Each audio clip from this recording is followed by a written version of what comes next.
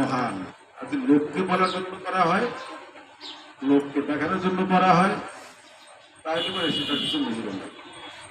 এগুলো মোটামুটি অল্প কথায় আজকে আর এখানে বসবো না, কারণ এটা তো অনেক সময় হয়ে গেছে। আসছি সকালে কথা হলো, এক উপলক্ষে ঠাকুরের 5টা কথা হলো। আর এই মন্দিরের লোক দোকান গামছা ধুয়ে সাবান লাগিয়ে মুছানো নোংরা হয়ে আছে। মন্দিরের একটা লোকে প্রণাম করে প্রথম দেখে লাইট ঠিক আছে, লাইট কম মানে সেখানে লক্ষ্মী নাই। আর ঘর মশাতে যদি ঠিকঠাক মতো না হয় সেখানে ঠাকুর থাকে না। তো সেজন্য যাকে রাখবেন তাকে বলে দেবেন, শর্ত দেবেন যে এই কাজ তোমরা করবে, তাহলে কিন্তু ওই মন্দির করে ওরা।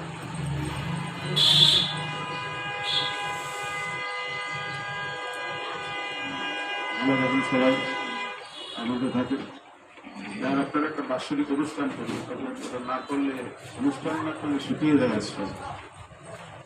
বেশি খরচে কিছু দরকার নেই, লোকজন যা আছে ভক্ত আরো বাড়লো, দু একজনকে বললেন আসলে তো হয়ে গেল, আগে তো হতে হবে। আপনি ডেট দিলে আমরা অনুষ্ঠান করবো। ডেট দিলে আপনি আমাদের এই 10 তারিখ মতো আমাদের এখানে কালীবাড়িতে নামযোগ আছে, 10 তারিখের পরে এপ্রিলে। হ্যাঁ, 9 তারিখ নামযোগ। আপনি এই 10 তারিখের পরে আপনি আপনি ওই যে যে দিন দেবেন সেই দিনে আমরা করবো মনে হচ্ছে। নমস্কারের নমস্কারের বাসন্তী পুজো নিমন্ত্রণ পাইছে আছে আমাদের কাছে, আপনার কাছে হয়তো আছে। এখানে একটা জিনিস দেখলাম, বাসন্তী পূজার অষ্টমীকে মহা অষ্টমী, সপ্তমীকে মহাসপ্তমী বলা হয়েছে। আসলে কি বাসন্তী পূজার অষ্টমীকে মহা অষ্টমী এবং সপ্তমী পূজার অষ্টমীকে মহাসপ্তমী বলা হয়? এটা তো দুর্গা পুজোয় শারদীয় দুর্গা, এটা দুর্গা পুজো, কিন্তু এটা বসন্তকালীন দুর্গা। তিথিটা যদি বড় হয় তো বলা যাবে না, আর ভক্তের মনে বড় করতে আসতে বাসন্তী পূজা, দুর্গা পুজো, অষ্টমীকে মহাষ্টমী করার একটা ব্যাখ্যা আছে, নিশ্চয়ই আমি জানি কী কারণে মহাষ্টমী বলা হয়েছে দুর্গা পুজো, আর কী কারণে মহাসপ্তমী বলা হয়েছে, আর কী কারণে মহানবমী বলা হয়েছে, তার একটা ব্যাখ্যা আছে।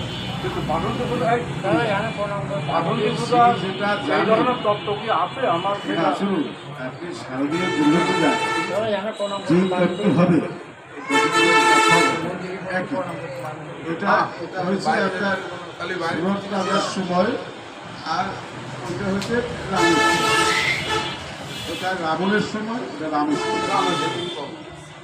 এটা নিয়ে কিছু করবো আমি নমস্কারে গত বছর নিমন্ত্রণ দপ্তরে ওদের ওই বোধন শব্দটা ছিল, আমাদের প্রশ্ন করেছিলাম বোধন শব্দটা তো শারদীয় দুর্গা পূজায় বোধন করা, কিন্তু বাসন্তী দুর্গা পুজোটা বোধন আছে বলে আমার জানা নেই। বোধন কথার অর্থ জাগ্রত করা, উদ্বোধন করা। হ্যাঁ, এটা কার ভিতরে ভক্তের ভিতরে? আমরা যে অকাল বোধন করাই করেছিলাম রামচন্দ্রের অকাল অকালে পুজো করেছিলেন বলে তাকে জাগ্রত করার জন্য প্রয়োজন। হ্যাঁ হ্যাঁ, এবার আবার সেটা নেই, এবার সেটা দেওয়া নেই, কিন্তু এবার সেটা নেই। কিন্তু ভক্তের তো হৃদয় জাগ্রত করতে হবে। ভক্তরা জাগ্রত করা, সেটাই তো বোধন। তাকে জাগ্রত করার মধ্যে তো পার্থক্য হবে।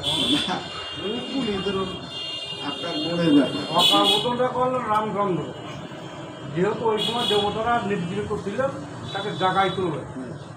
আর এখন ভক্তেরা আর এখন তো ভক্তেরা নিয়োজিত আছে, দেবতারা এখন জাগ্রত আছে। হ্যাঁ, কিন্তু দেবতারা ভক্তের জাগ্রত করা দরকার। ভক্তকে জাগ্রত করার হ্যাঁ, এটা সেটা বলতে হবে। তাহলে এইবার দেখলাম ওইটা আছে, তো আমি আর কারো কথা জিজ্ঞাসা করিনি, মানে কিন্তু না, পৃথিবীর সবই আপনি আপনি এখানে আসেন, এই জন্য আপনার কাছে জানতে চাইলাম, জিজ্ঞাসা করলাম যে আমার এইসব নিয়ে অত প্রশ্নের ব্যাখ্যা আমি জানি না, কিন্তু আমি যেটা বুঝি তাত্ত্বিক বিষয় যেটা তাত্ত্বিক আছে, দিক আমিও ধরুন বাংলা বিষয় দিয়েছি। মহাসপ্তমী, মহাসপ্তমী, মহানবমী, শারদীয় দুর্গা সেই শুরু বলা হয়। আগে আগে মহা বলতো, আগে মহা বলতো। বলতো হ্যাঁ। কয়েক বছর মহা লাগে, মহালে একটু খেয়াল করে সব পেয়ে যাবে। আরো একটা জিনিস দেখুন, আমি বহু মানে এইখানে বহু মিশনে আমাদের সন্ন্যাসীদের কাছেও ধরেন জেলাপুরি মহারাজের কাছে, তারপর আপনার ওই ঢাকার মহারাজের জানতে চাই কলা কাটা অমাবস্যা, হ্যাঁ, কলা কাটা অমাবস্যা বলা হয়। হ্যাঁ, অমাবস্যাকে আমরা সাধারণ গ্রাম্য ভাষায় বলি কলা কাটা অমাবস্যা। কলা কাটা অমাবস্যা বলতে কোনো শব্দ আমাদের শাস্ত্র বরঞ্চ গলা কাটা হবে, দুর্গা পুজো উপলক্ষে গলা কাটা হবে।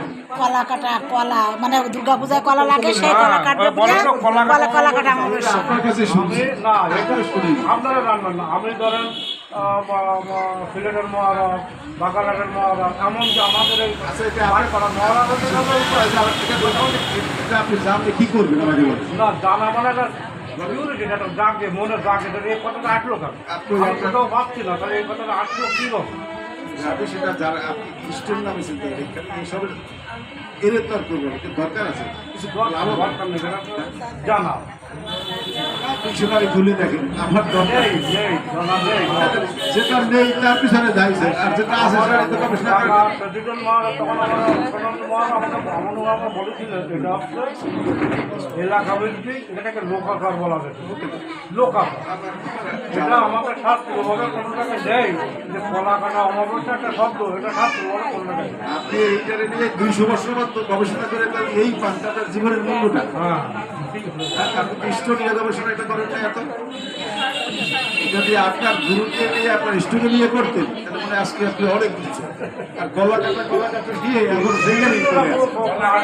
অবশ্যই একটা গুরুত্ব আছে। গুরুত্ব আছে আপনি বলেন শুনুন। অবশ্যই যদি কলা কাটা হয় তাহলে পুজোর ষষ্ঠীতে কলা পেকে যাবে।